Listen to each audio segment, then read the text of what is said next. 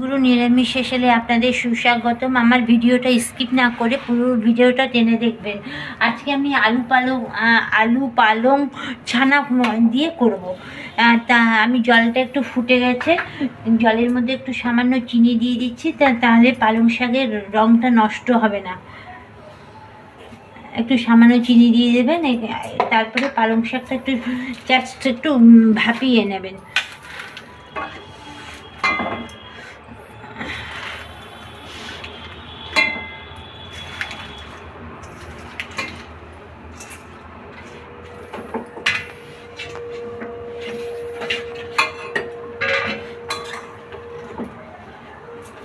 একটু পালং শাকটা ভাপিয়ে নিয়ে আলুগুলো এরকম করে চাকা চাকা করে কাটবেন। চাকা চাকা করে কেটে একটু হলুদ মাখিয়ে রেখে দেবেন। একটু হলুদ আর নুন মাখিয়ে রেখে দেবো।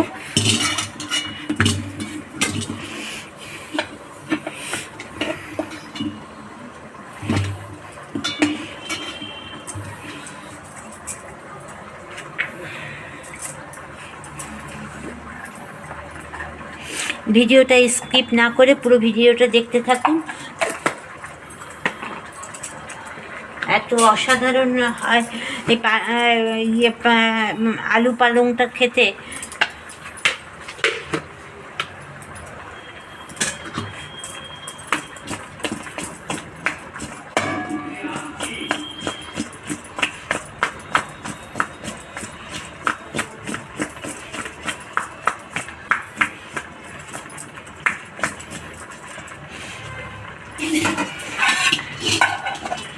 একটু সামান্য জিরের গুঁড়ো দিয়ে দেবেন।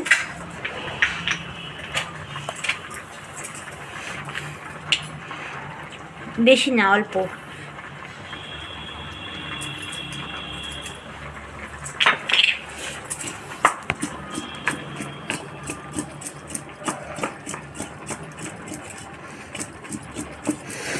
আলুটা কিন্তু চন্দ্রমুখী আলু নেবেন, এমনি জ্যোতি আলু নেবেন না। আমার এইদিকে পালং শাকটা সিদ্ধ হয়ে এসছে। আজকে নতুন হ্যাপি নিউ ইয়ার সবাইকে জানাচ্ছি। বড়দেরকে প্রণাম, ছোটদের আমার সমবয়সী যারা তাদের জন্য রইল আমার বুক ভরা ভালোবাসা। আর ছোটদের জন্য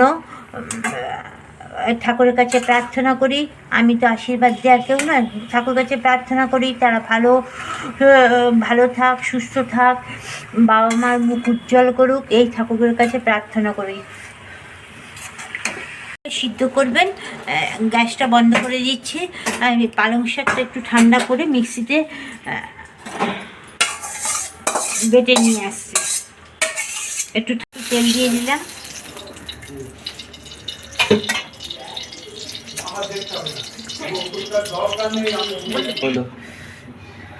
কড়াই গরম হয়ে গেছে।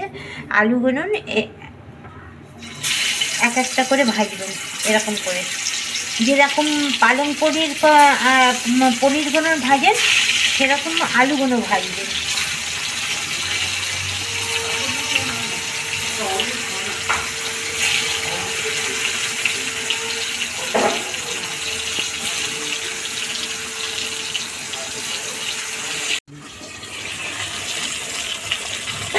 এবার খুলে দেখুন, এক পাশ আলু ভাজা হয়ে গেছে, আর এক পাশ উল্টে দেবেন এরকম করে।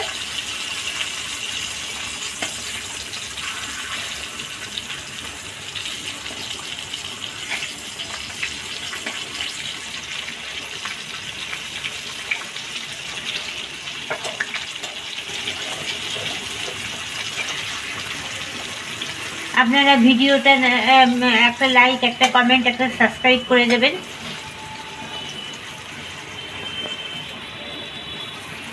আমার নিরামিষ শেষে প্রত্যেকটা রান্না, যারা নিরামিষ খান প্রত্যেকটা রান্না পেয়ে যাবেন। একই জিনিস বিভিন্নভাবে রান্না করি আমি।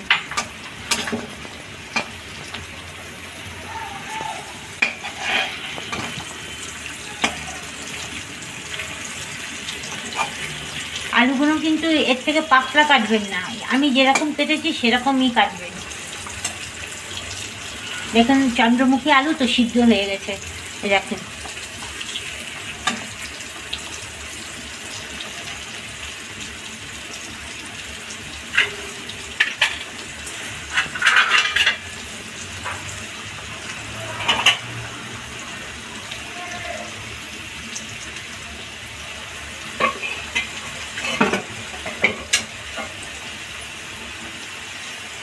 গ্যাস কমিয়ে দেবো, আর এবার আলুগুলো এক একটা করে তুলে রাখবো।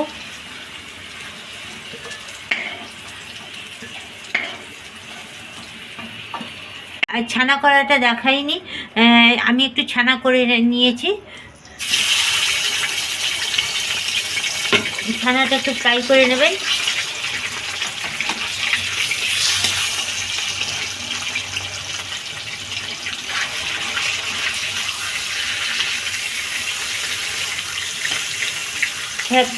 কড়াই এক পাশে রেখে দেবেন। এবার ফোড়ন দিয়ে দিচ্ছি, একটু পাঁচফোড়ন দেবো।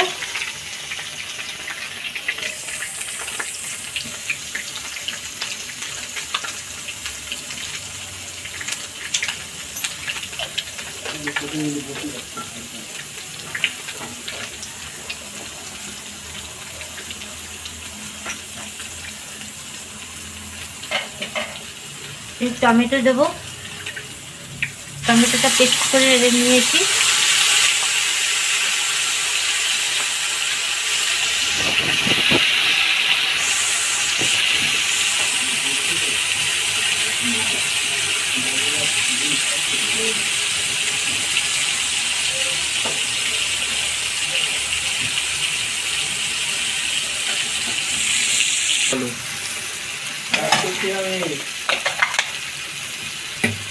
একটু আদা পেস্ট করে রেখেছিলাম, আমি আদা সবসময় পেস্ট করে রাখি। একটু আদা দিয়ে দিচ্ছি, একটু সামান্য জিরের গুঁড়ো সামান্য দেবেন,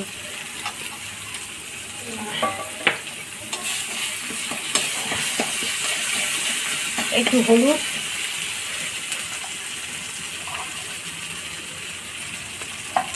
বেশি হলুদ দিলে সবুজ রঙটা নষ্ট হয়ে যাবে।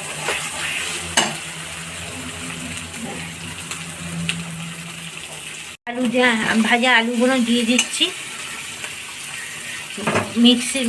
মিক্সি বাটিটা ধুয়ে জলটা একটু দিয়ে দিলাম, এটা কষাবেন।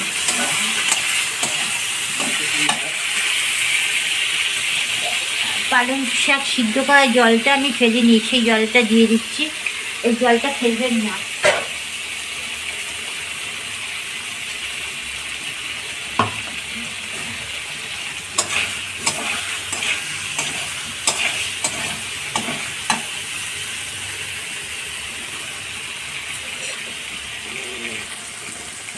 নুন দিয়ে দিচ্ছি,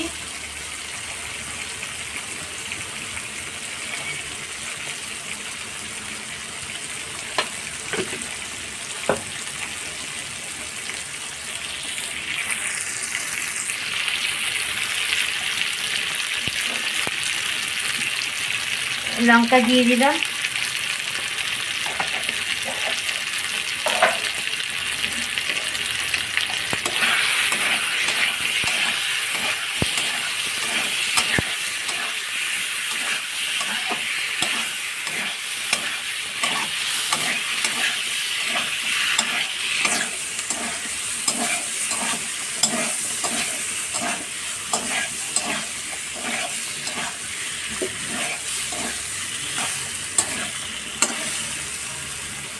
এই বাটির মধ্যে যে মশলা আছে সেই জলটা দিয়ে দিচ্ছি।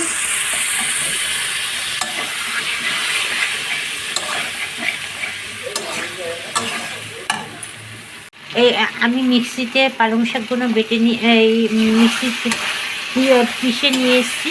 এবার পালং শাকগুলো দিয়ে দেবো।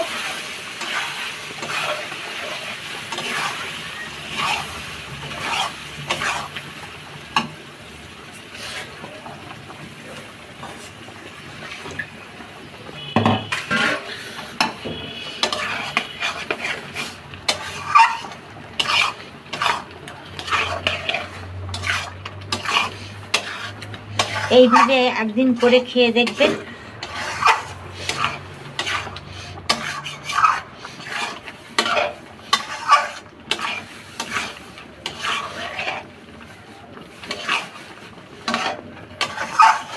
ছানাগুলো দেখুন কি সুন্দর দেখাচ্ছে।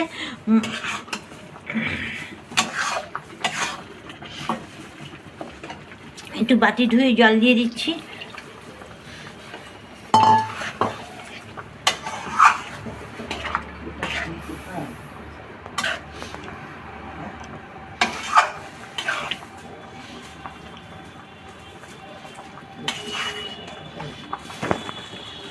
দেবো। নিরামিষ তরকারিতে একটু মিষ্টি মিষ্টি না হলে ভালো লাগে না।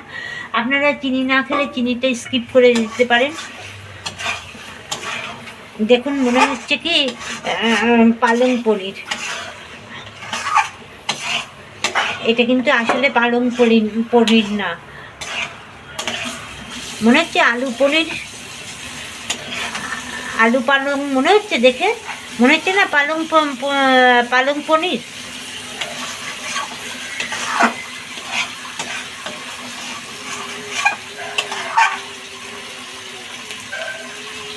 আর টানাবো না।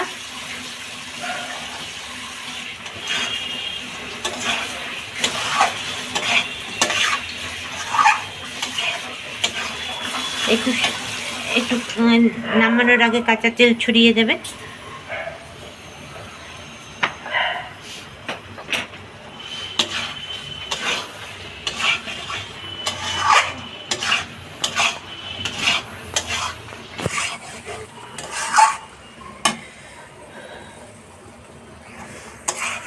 আমার আলু পালং হয়ে গেছে, আলু ছানা পালং হয়ে গেছে। একটু ঢেকে রাখবেন, তেলটা যাওয়ার জন্য ঢেকে রাখবেন। আসছি ফিরে, খুলে দেখছি।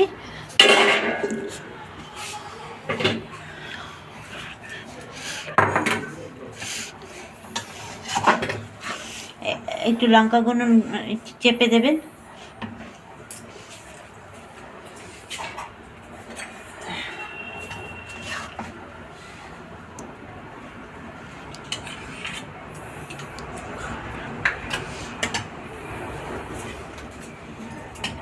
লঙ্কা গুঁড়ো নিয়ে এরকম করে চেপে দেবেন, নাহলে একটু ঝাল ঝাল না হলে শাক তো ভালো লাগবে না।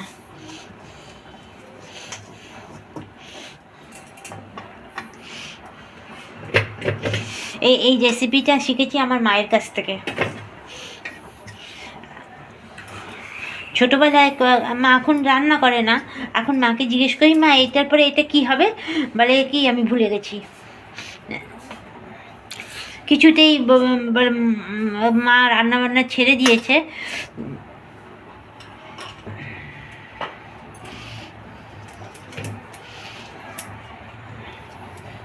এই লঙ্কাগুলো এরকম চেপে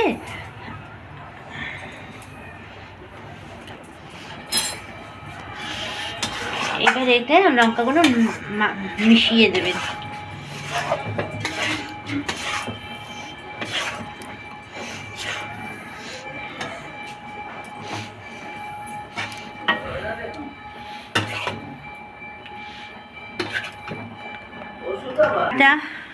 টাটা বাই বাই, নেক্সট ভিডিওতে দেখা হবে। ভালো থাকবেন, সুস্থ থাকবেন।